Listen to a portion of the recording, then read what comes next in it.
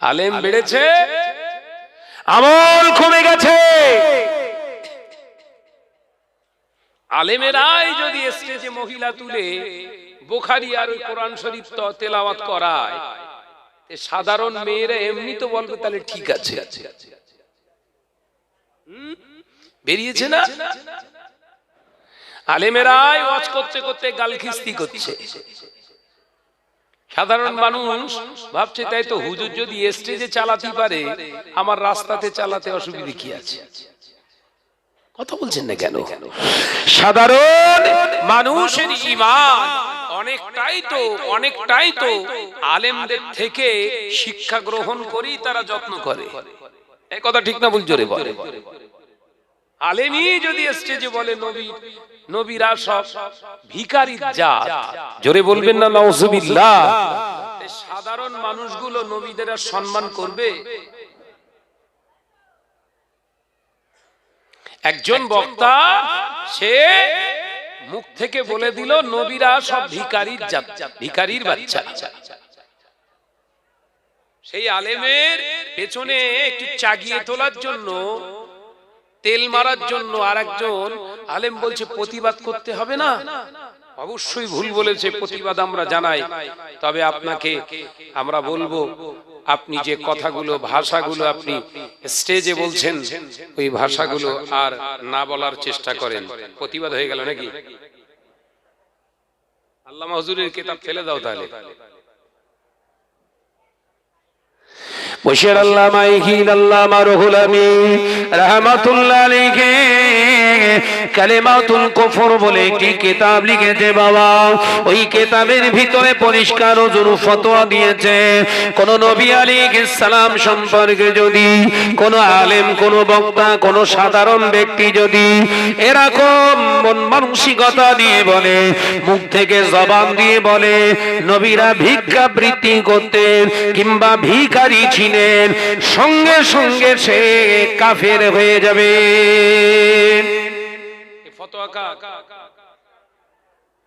আমি শাহনাজ মলি সাহেবের নাকি? ফতোয়াটা কার?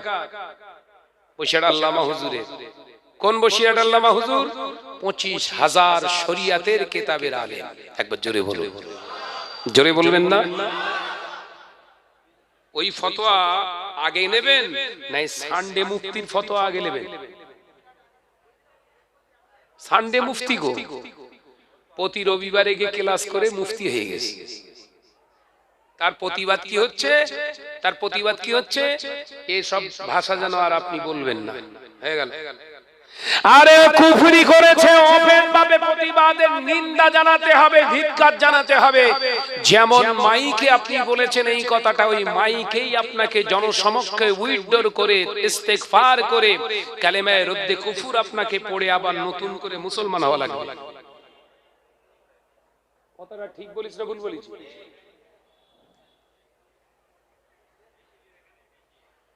ওই জন্য সাদে বলি, সানডে মুফতি হওয়ার দরকার নেই।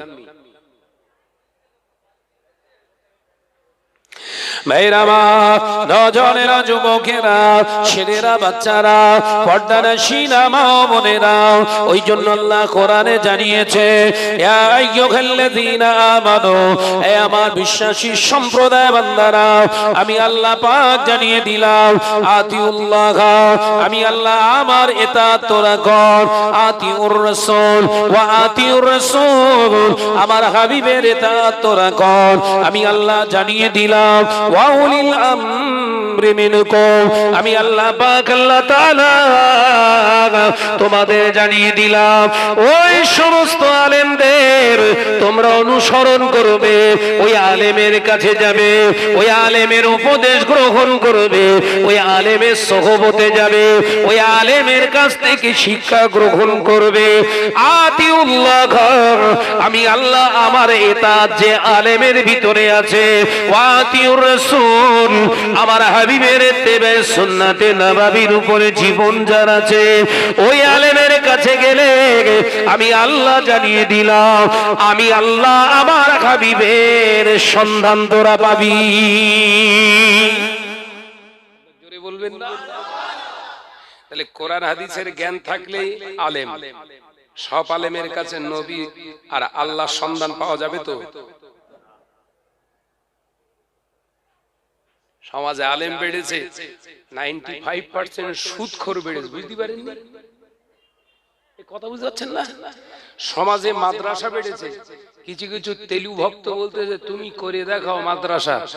মাদ্রাসা তুই করেছিস, মাদ্রাসা করে তো হুড়ুচ্ছিস, মাশাআল্লাহ বিরাট ভালো, তো সুদখোর কমে নে কেন? এরা কথা বুঝে না? আমি করতে পারিনি, তুই করেছিস, বিশাল ভালো কাজ করেছিস। এত হাজার হাজার শয়ে শয়ে ছেলে প্রতি বছরে প্রতিষ্ঠান থেকে পাগড়ি নিয়ে এই আলেমগুলো করছে কি? সন্ধান লিছিস? এরা যদি একবার করে অন্তত মাইকে কিংবা এলাকায় মসজিদে যদি দাওয়াত দিয়ে হুঙ্কার দিত, সুদখোর এলাকায় ঢুকতে পারত? কথা বলে না, জোরে বলে। তার মানে শয়তানের এজেন্ডা হয়ে বসে নেই তো? ওই জন্য বলি তরিকার সবক নেওয়ালা মানুষের সোহবতে থাকতে হয়, তবে ভিতরে মাল মশলা ঠিক থাকবে। তরিকার সবক, তরিকা যারা মশক করে এই সমস্ত সলিহিনদের সোহবতে ওই জন্য আল্লাহ যেতে বলছে। একবার জোরে বলবেন না? একবার জোরে হবে না? আলেম হয়েছো, মুহাদ্দিস হয়েছো, ফকিহ হয়ে গিয়েছো, বিরাট বড় মুফাসসিরে কোরআন হয়েছো, আল্লাহ আল্লাহ রাসূলের সঙ্গে সম্পর্ক নাই, গীবত, পরনিন্দা, মিথ্যা, সাধারণ মানুষের টাকা আত্মসাৎ করা, যাকাতের মাল ঝেড়ে দেয়া, ঝরে পড়ে এই জনসমক্ষে মানুষের কাছ থেকে চাঁদা নিয়ে ওই প্রপার্টিটা নিজের নামে করা, এই রকম কোরআন হাদিস পড়নেওয়ালা আলেমের কাছে গেলে অবশ্যই তো আপনি চিটিংবাজ আর জোচ্চোর তৈরি হবে, আপনার জীবন আদর্শ তৈরি হবে না। তার কারণ হলো যার হাতে আপনি বায়াত হয়েছে, যার সাপোর্টে আপনি কথা বলছেন, সে তো নিজেই একজন চিটিংবাজ। কথা বলছেন না কেন? ওই জন্য আলেম হলে, বড় জুব্বাধারী হলে আর কোরআন হাদিসের ফুরফুরি জ্ঞান ভর্তি থাকলেই কিন্তু আল্লাহওয়ালা নয়। আলেম আল্লাহওয়ালা হতে গেলে আল্লাহওয়ালা সোহবতে যেতে হয়। সুবহানাল্লাহ। ওই জন্য আল্লাহ নিজে তাকিদ দিয়ে বললেন ওয়া উলিল আমরি মিনকুম, ওই সমস্ত আলেম ইদিনের সোহবতে তোরা যাবি যে আলেমের ভিতরে আতিউল্লাহ, আমি আল্লাহ আমার ইতাআত আছে, ওয়া আতিউর রাসূল, আমার হাবিবের ইতাআত আছে। ওই আলেমটাই হলো আল উলামা ওয়ারাসাতুল আম্বিয়া, এই হলো নবীর ওয়ারিস। একবার জোরে বলুন। আমরা শুধু দেখি শাহনাজের রং ঢং বেশ ভালোই আসতো, এবি তো গজল বলে, বায়ানও তো এরকম কোরআন আর হাদিসের উড়োচ্ছে একদম। এমনি ইবারত পড়তে পারে না, মোবাইলে দেখে দেখে আবার পড়তেছে, তার মানে তো পুরো চোস্ত মাওলানা একদম, বিশাল পাকা মাওলানা। বাস্তবে ঘেঁটে দেখি পুরো ঢোল। কথা বুঝাচ্ছেন না? ভেতরে গিয়ে দেখি টোটালটাই ঢোল কোম্পানি। ওই জন্য বাজে বেশি, ঢোলের আওয়াজ, ওই জন্য মিউজিকই লাগিয়েছে।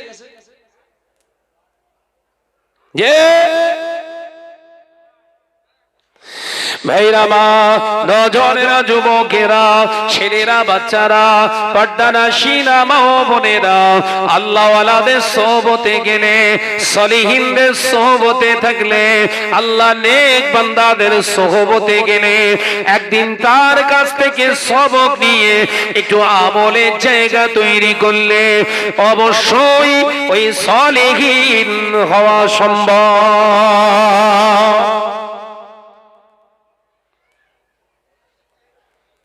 যত দুনিয়ার জমিনে বুজুর্গানে দ্বীন হয়েছে, আল্লাহ ওয়ালা হয়েছে, আল্লাহর ওলি হয়েছে, আল্লাহর মাহবুব আরেফ বিল্লাহ যারা হয়েছে, তাদের প্রত্যেকের সহবত ছিল আল্লাহ ওয়ালাদের সঙ্গে। একবার জোরে বলুন। মুজাদ্দাদুজ্জামান দাদা হুজুর পীর কেবলা রাহমাতুল্লাহ আলাইহি অত শিক্ষিত হায়ার এডুকেটেড হয়ে হাদিসের উপরে 40টা হাদিসের কিতাবে সনদ প্রাপ্ত হয়ে হাতে বায়াত গ্রহণ করলেন কার কাছে? রাসূলের নোমা শাহ সুফি ফাতে আলী ওয়াইসি রাহমাতুল্লাহ আলাইহির কাছে। একবার জোরে বলুন না। একা একা ওলি হতে পারতেন না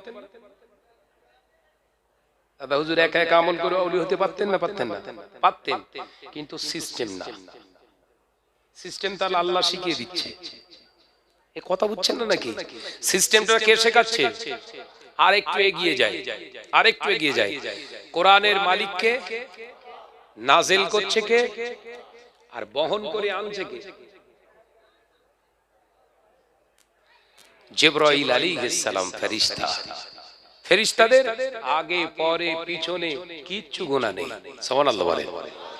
এইরকম একটা পাক পবিত্র জিবরাইল আলাইহিস সালামকে দায়িত্ব দিলেন, হে জিবরিল, হাবিবকে যে কোরআন শিক্ষা দাও, আমি লৌহে মাহফুজ থেকে কোরআন একটু একটু করে দেব, তুমি নিয়ে সেটা আমার হাবিবের সিনাতে মুখস্থ করিয়ে দাও।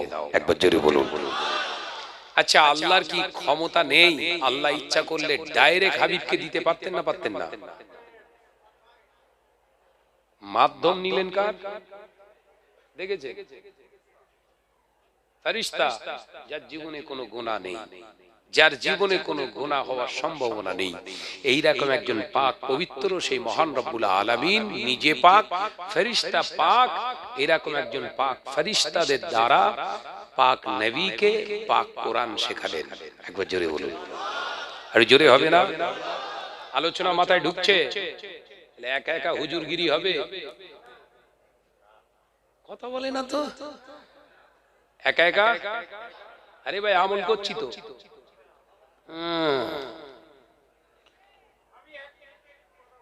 জি বলে।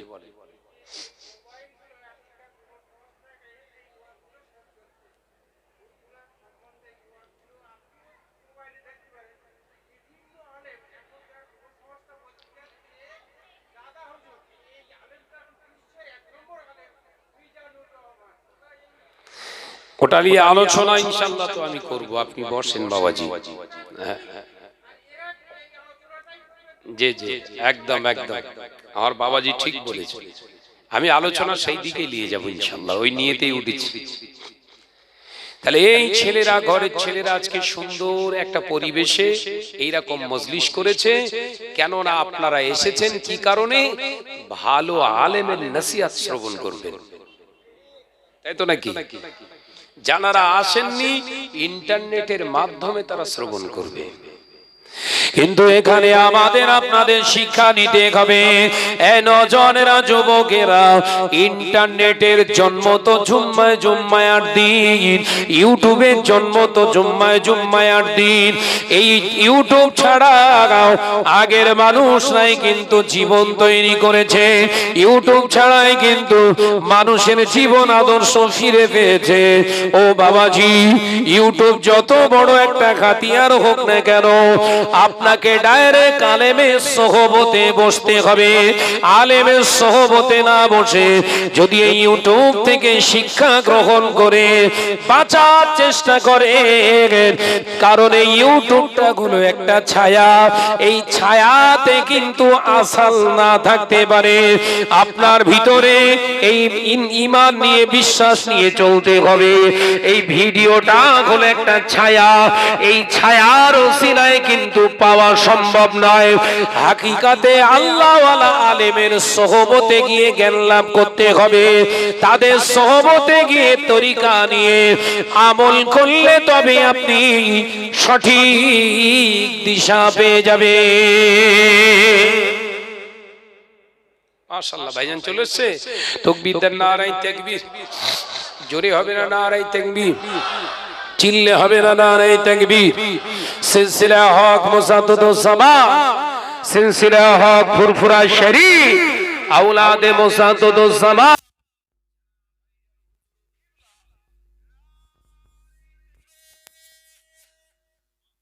মাশাআল্লাহ, ভাইজান হুজুর চলে এসেছে। তাকবীর দেন, নারায়ে তাকবীর, নারায়ে তাকবীর।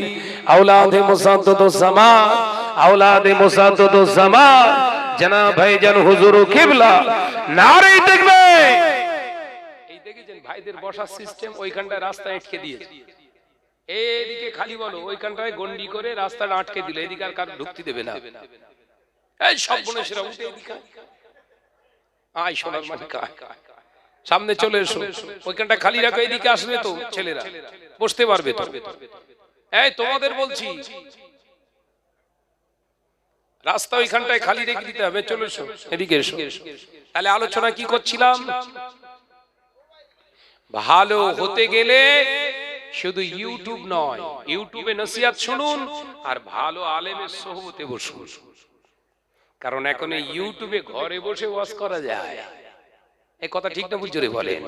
হ্যাঁ, বাংলাদেশ এদেশ সেদেশ সব ঘরে বসে এতগুলো সব স্পিকার নিয়ে নিয়ে ফটফট ফটফট করে কোরআন সামনে কিতাব খুলে খুলে কোরআন হাদিস বলছে।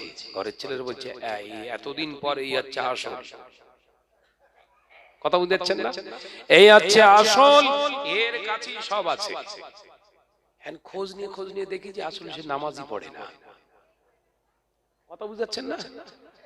হজে তাফান তুলে দিচ্ছে, খোঁজ নিয়ে গিয়ে দেখেছি সে পুরো নামাজই পড়ে না। আল্লাহ বলছে কোন আলেমের কাছে যেতে হবে? আতিউল্লাহ, যে আলেমের ভিতরে আল্লাহর হুকুমের গোলামিত্ব আছে। একবার জোরে বলুন, একবার জোরে হবে না? ওয়াতিউর রাসূল, হাবিবের ইত্তেবা সুন্নাতে নববীর উপরে পায়রবি করে চলছে। এই আলেমটা সোহবতে যেতে হবে, তার মানে কাছে যেতে হবে, ইউটিউব না। কথা বুঝতে পারছেন না নাকি? জামানার একটা মডেল, একটা সিস্টেম, টেকনোলজির একটা উপাদান এ আমাদের সামনে এসেছে। সারা বিশ্বের মানুষ নসিহত শুনবে। আজকে আশুদি শাহনাজ ওয়াজ করছে, খেয়াল করে দেখুন, লাইভ চলছে, সব ফলোয়ার সব ফলো করছে, কে কোথায় আছে, কোন দেশে আছে, সব ওয়াজ শুনছে।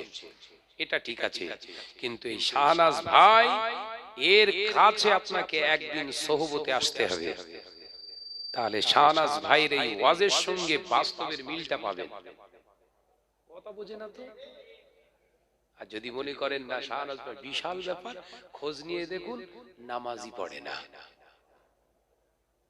তাহলে আতিউল্লাহ ওর ভিতরে নেই, আল্লাহর হুকুমের ইতাআত আছে, ও নামাজ পড়ে না, কোরআন হাদিসের বিরাট বড় পণ্ডিত,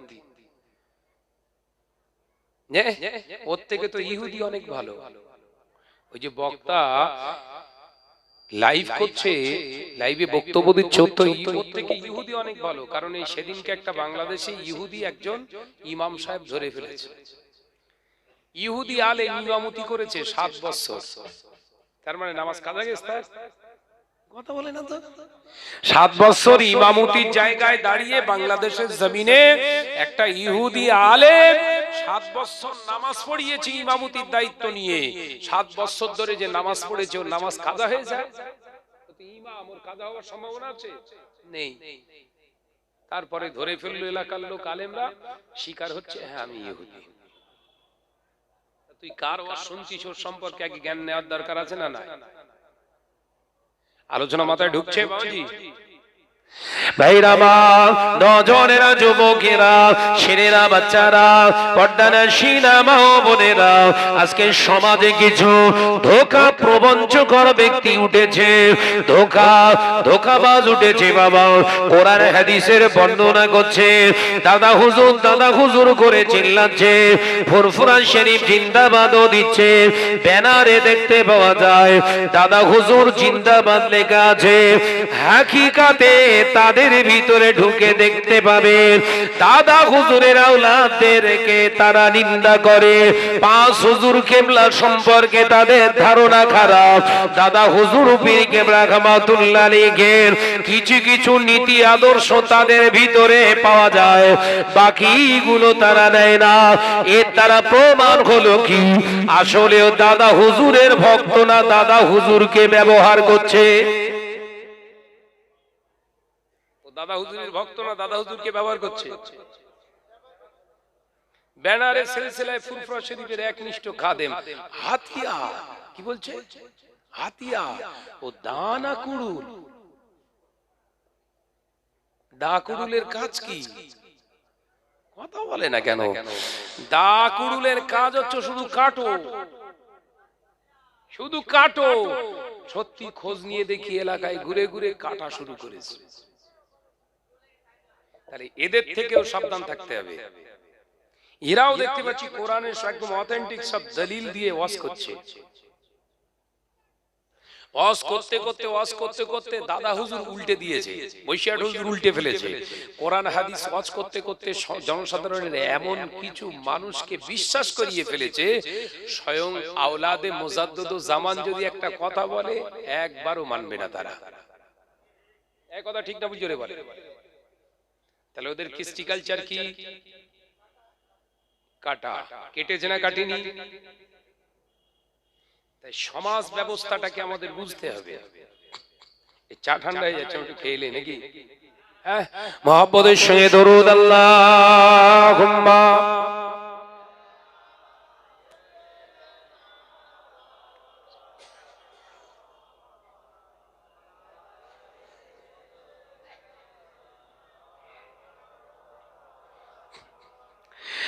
দেখিল রাসূলুল্লাহ রওজা পাকের কিনারে, আমি সইতে পারি না বিরহ ব্যথা, ধন্য করো দিদারে। জোরে হবে না? নারে তাকবীর। ডেকে লও রাসূলুল্লাহ রওজা পাকের কিনারে, আমি সইতে পারি না বিরহ ব্যথা, ধন্য করো দিদারে। আল্লাহুম্মা।